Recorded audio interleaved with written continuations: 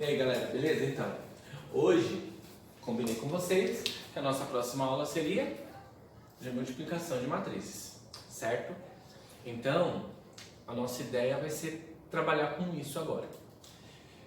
O que é legal é que eu postei, né, no Facebook e até falei, tô postando essas aulas, enfim, e alguns alunos, ex-alunos meus, que estão se tornando professor de matemática, principalmente um deles, que é o Marco, ele virou e comentou comigo assim, professor, é o seguinte, eu estou fazendo matemática, entendi o porquê fazer matrizes, só que eu entendo isso para álgebra linear.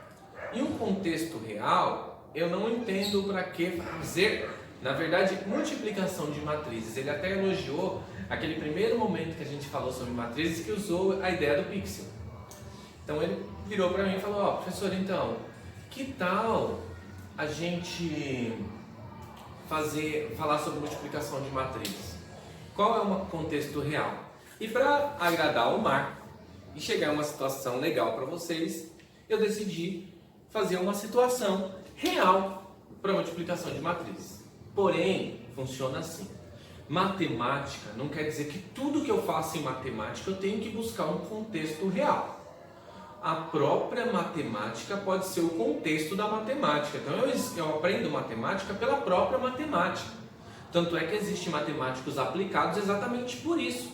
Porque ele aprende matemática pela matemática, não é porque ele está encontrando um contexto real. Às vezes o contexto nem existe ainda para aquilo que ele está estudando, mas ele está estudando. E isso é importantíssimo, tá? Então isso é importante.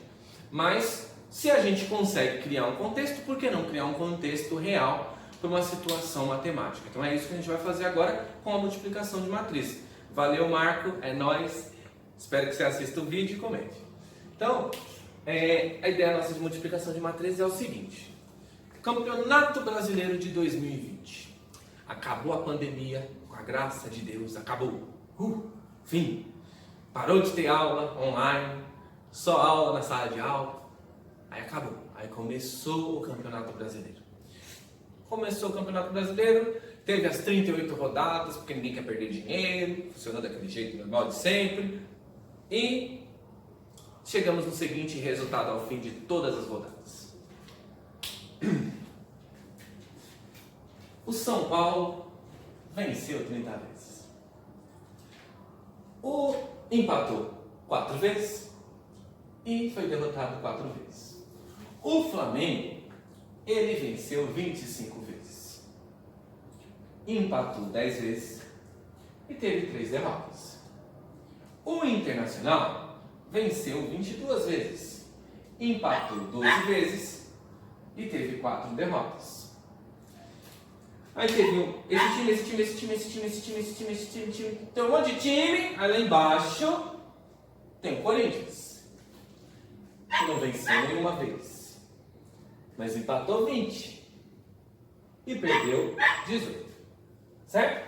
Eu quero saber qual a pontuação de cada time, eu sabendo que a pontuação funciona da seguinte maneira: uma vitória, 3 pontos, o empate, 1 ponto, e a derrota, 0 pontos, certo? Então, a gente vai construir agora uma matriz que vai ser a pontuação. Como assim matriz, professor? Porque eu tenho aqui, se eu esquecer esse monte de time, vamos esquecer todos os times, vamos deixar só esses 4, certo? Então a gente vai ter aqui uma matriz usando apenas os dados numéricos. A gente tem uma matriz que ela tem uma linha, 2 linhas, 3 linhas, 4 linhas, porque eu só estou pensando nos dados. Então é uma matriz 4 linhas por uma coluna, 2 colunas, 3 colunas. Então essa matriz é uma matriz 4 por 3, certo? E aqui a gente tem uma matriz que ela tem uma linha, 2 linhas, 3 linhas e uma coluna. Então ela é uma matriz 3 por 1. 3 linhas e uma coluna, certo? E agora a gente vai construir a matriz que é da pontuação final desse campeonato. e eu quero descobrir a pontuação final de cada um desses times. Então, fazendo isso, a gente vai fazer da seguinte maneira. Vamos lá, o São Paulo. São Paulo venceu 30 vezes. Então é 30 vezes 3. Mais 4 vezes 1. Mais 4 vezes 0. Se eu olhar a pontuação final de São Paulo, 30 vezes 3, 90. 4 vezes 1, 4. 4 vezes 0, 0. 90 mais 4 mais 0, 94. Certo? Então, a pontuação final, 94. Vou para o segundo time, que é o Flamengo. Então, ele venceu 25 vezes. Então, vai ficar 25 vezes 3. Mais 10 vezes 1. Mais 3 vezes 0. 25 vezes 3, 75. 10 vezes 1, 10. 3 vezes 0, 0. 75 mais 10 mais 0 é 85 pontos. Tudo bem? Vamos para o próximo time, o Internacional. O Inter, ele venceu 22 vezes, então é 21 vezes 3. Mas ele empatou 12 vezes, 12 vezes 1. Mas ele perdeu 4 vezes, 4 vezes 0. 22 vezes 3, 66. 12 vezes 1, 12. 4 vezes 0, 0. 66 mais 12 mais 0 dá 78. Quase não foi. Aí vamos para o último, o Corinthians. Ele ganhou 0 vezes. 0 vezes 3.